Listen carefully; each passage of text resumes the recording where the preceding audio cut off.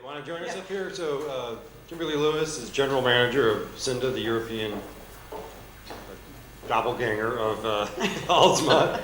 And she's done some research that she's going to share with us, both research that's conducted with this audience, correct? As well as, actually. as well as some consumer behavioral data, right? So I'll turn it over to Kimberli.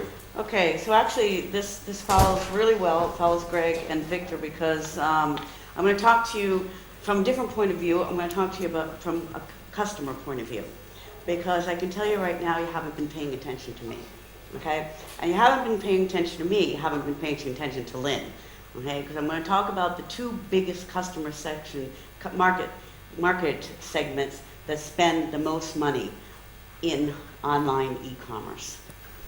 So I'm not going to go through all these because Greg actually touched on some of these. You know, what do we know already, okay? Top e-commerce, USA, China, UK, Japan, Germany, we know this. We saw some of the statistics. That's nothing new. It's everything we know about. Cross-border B2C e-commerce, again, this is nothing new. We all know this because we all want chunks of this. This is what we're heading for. Average spending per e-shopper, we heard it in Greg's slide, Asia, one of the tops, Asia Pacific, 406 billion. Europe, 363 billion. But what's behind that numbers, okay? And that's what I'm asking you. Do you know what market segments are really behind that numbers? And I'm going to take a look at the European segment. Your segment in gender, okay? The market research says it's pretty much 50-50. Of course, it depends on the categories you're looking at. You know, if it's more women searching than men searching, it's pretty even. If you look at European section, the European market segment, 187 million spent online in Europe over the last 6 months. Pretty much even in gender. 13 searches, men, women. I wouldn't say there's any big, huge difference in the monetary value between a little over 500 and 578. But this research is quite deceiving. Okay, if you look again, 21 hours spent online per week from people who actually engage in e-commerce. In EU, the average online is 14.8, but if you're actually engaging in e-commerce and purchasing, it's 21. So it's 46% more activity for the people who are actually engaging. And this has increased 41% since 2010. But once again, this is a little bit deceiving, okay? But if you look at the connectivity from mobile phones increasing in e-commerce, here's who's driving this. Who's driving the change in mobile? Who's driving the changes that Greg talked about? If you look at gender, it's females. And if you go back to the slides we just saw, whoops. Wait a minute. The slides seem to be disappearing. Okay, females are driving these changes. And this slide disappeared, which I don't know what happened to it, which is too bad because it was a really good one. Okay, anyways, this, anyways, what this slide was, and you'll get it in the pack, is it shows that in Asia, and it's divided by countries, it shows that the most mobile phone purchases are being done by females. And if you look at the example in Thailand, the 41% more women are using mobile for online purchases. And these are the numbers, we get the high level numbers. We get the numbers that Greg's looking at. These are the numbers we don't drill down to, okay? And what does that mean? What does that mean when you go back and you look at the online figures of who's actually buying, and it says that it's 50-50 gender, male and female? Well, that's somewhat true, but that's a little bit deceived. It's not exactly true because actually in the US, EU, and Australia, 85% of the purchasing decisions online are being made by women, okay? So that means that other 50%, the 50% of the guys who are buying online, and I know it's in my house, okay? And if my husband goes online, I can tell you, I have the biggest decision on what he does before he presses that button and buys something, okay? And that's what's happening. That's what's happening. And in Asia, it's very similar. And we talked about cultural differences this morning. We talked about global trends. It's very, very similar across Asia. 57 to 80 to 78% of the purchasing decisions in your markets are being driven by females, okay? So what does that mean? You know, why should we pay attention to it? Why is that important? Okay, you know, am I up here just to say, okay, I'm a feminist and you guys have to pay attention because, you know, you're not paying attention to our online purchasing and our decisions? Well, not really, no, because women have increased the internet spend by 20% since 2013, and these numbers in Asia are growing and growing. The only reason they're a little bit lower than the United States, EU, or Australia is not necessarily cultural, it's more economic. Okay, those economics are driving this. Women spend 4.4 hours per week in online shops, where men spend 3.5. Amazon did a study that shows that 56% of the women leave the online shop to check someplace else. So they're looking for content. And I'm coming to what women are looking for. They're looking for content before they make a buying decision, but 72% end up purchasing. And it's been proven that women text 14% more than men.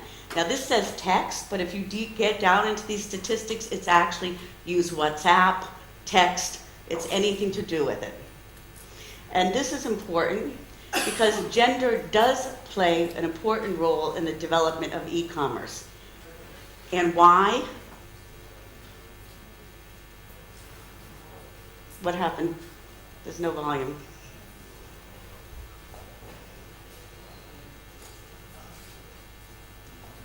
Huh? And only speaks 7,000. Apparently they've identified a protein that may cause women to be more talkative. The protein is called Chardonnay. Women do tend to talk more than men. Here's an example.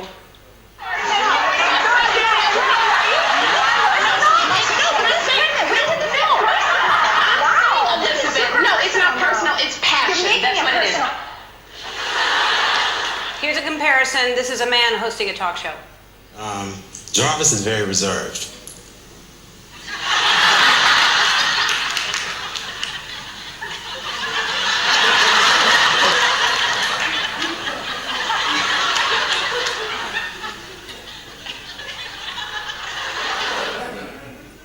So why is that important, okay?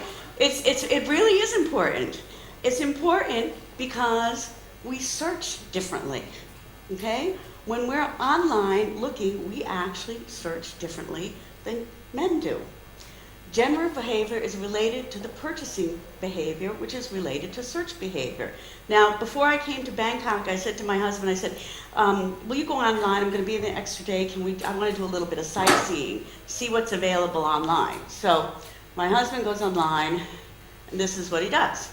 Sightseeing Bangkok, okay? I said, what are you doing? I said, that's not going to get me the information I want. So I go online, and sightseeing Bangkok. I want to walk, I want to shop, I want to mail a tourist guide because my husband's not here. Okay, I want to see the park. But women use phrasing. Sean talked about search the other day. Women use phrasing in search a lot more than men will. We'll tend to search differently than you, and that's important in product development.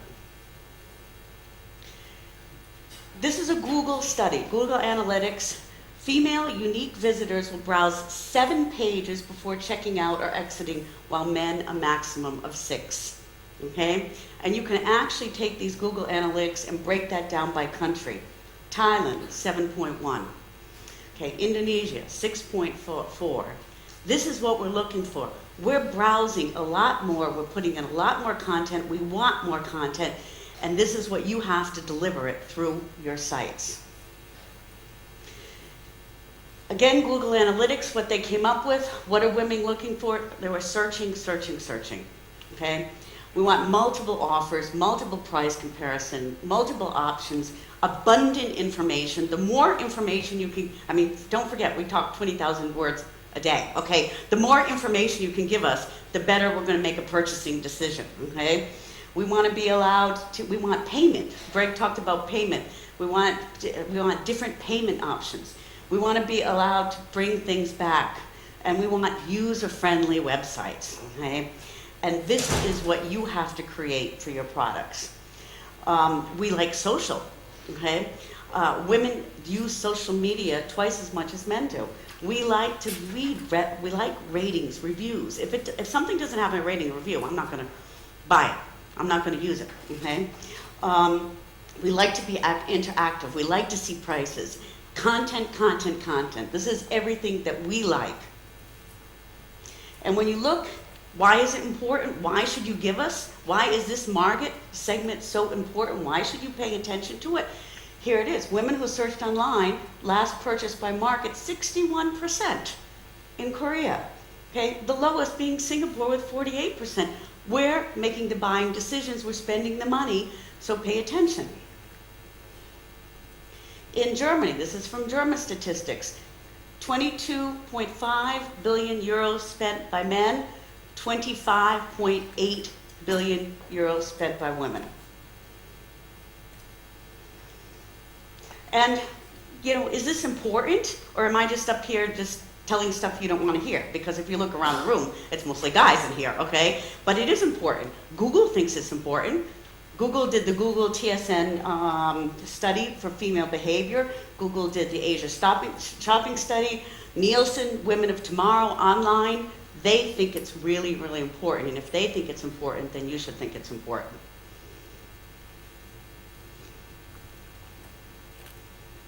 Again. Marketing to, selling to, and servicing women. Women.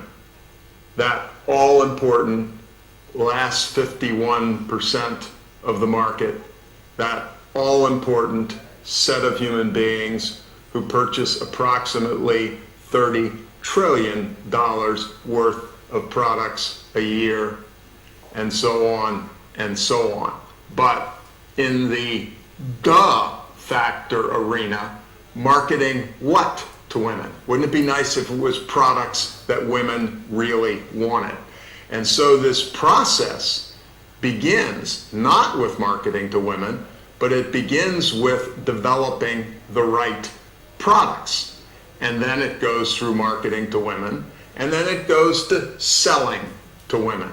My point is, all of these things are equally important. We're not talking about a niche called women, we're talking about the market.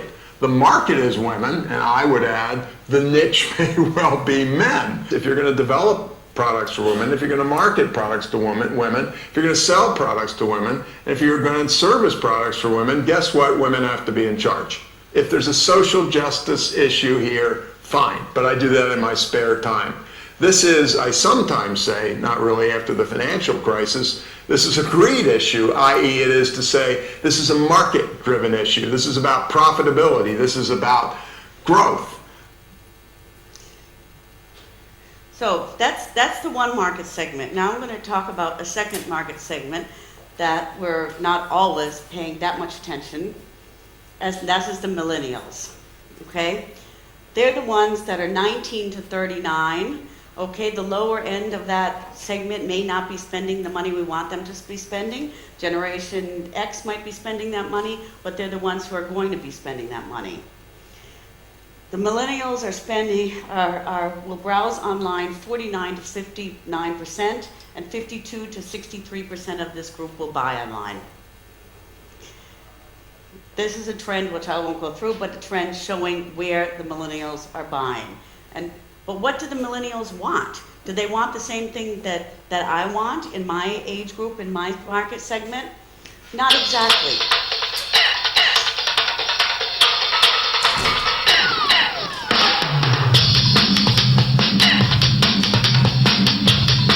Generally, I don't really shop online. I usually like actually shopping in a retailer. I like to actually see what I'm buying. You want to touch it, you want to smell it, you want to pick it up. I'm a person that likes to go into stores and try things on. You have more chances of knowing if the clothes are gonna fit you. I'm all about going in the stores. Ability to ask questions if I have them, and that's why I like to buy it in the store.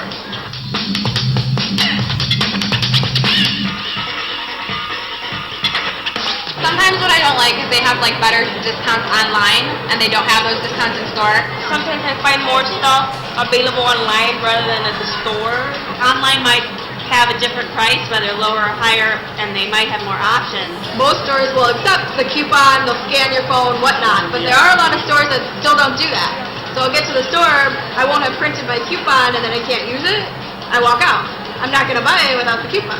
Like I've asked before for like a price match with something I found online, and it was like the own company store, and they wouldn't do it just because they said, you know, our online store is a little different, and it's the exact same item.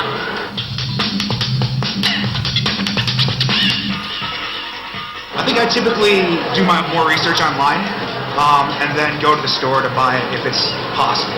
Not really one to see something online and be totally convinced. I use my smartphone a lot to like find discounts online, and I will check the internet to see if I can find something on sale. I like to check the seller's ratings on some sites.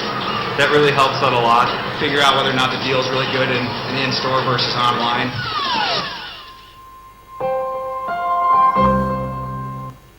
So what does this relate to? It relates to the circle that Greg talked about. It's that circle. It's that integrated online experience. And if you noticed who was talking in this video. Who did most of the talking? The women.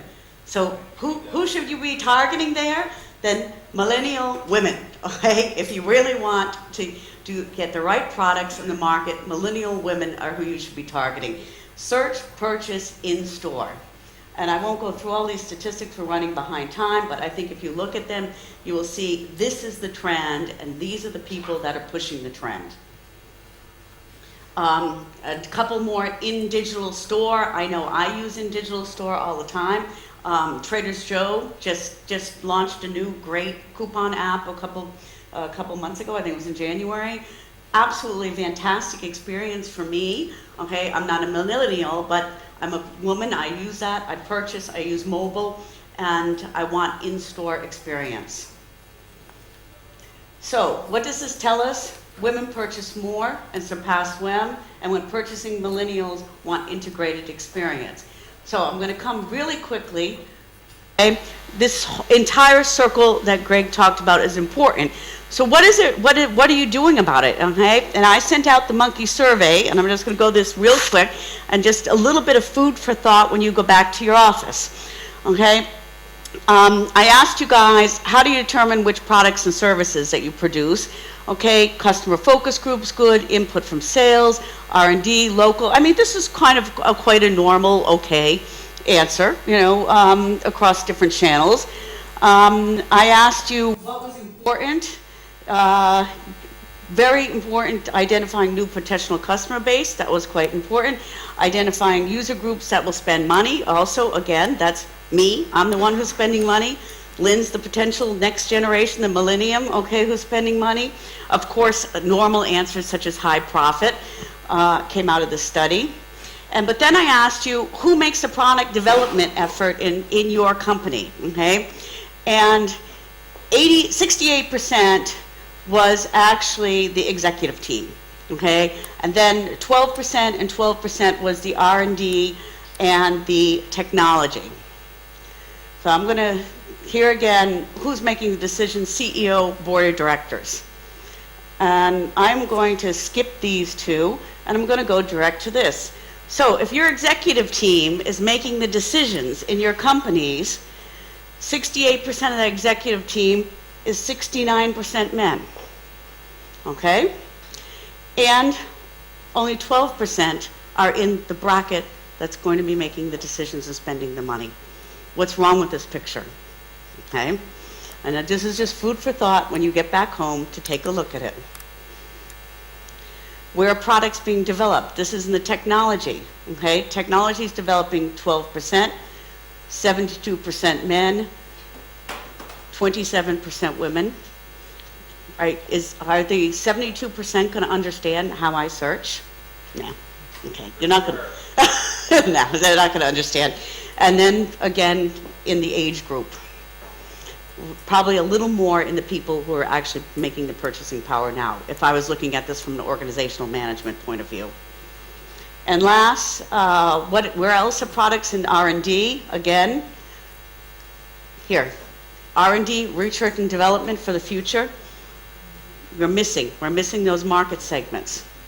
Those target markets are there. So my question for you is just when you go home and you go back to your companies, take a look at your organizations and ask yourself, do you have enough diversity in your organization to catch the current trends today as well as the future trends?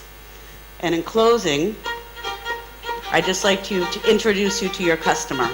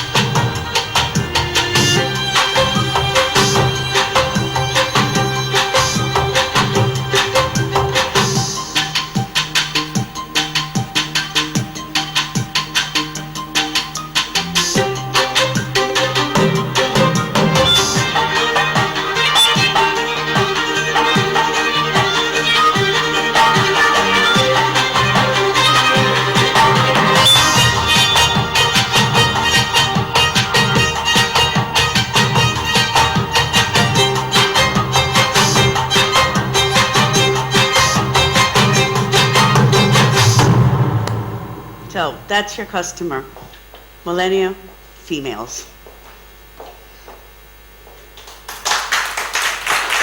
So Kimberli,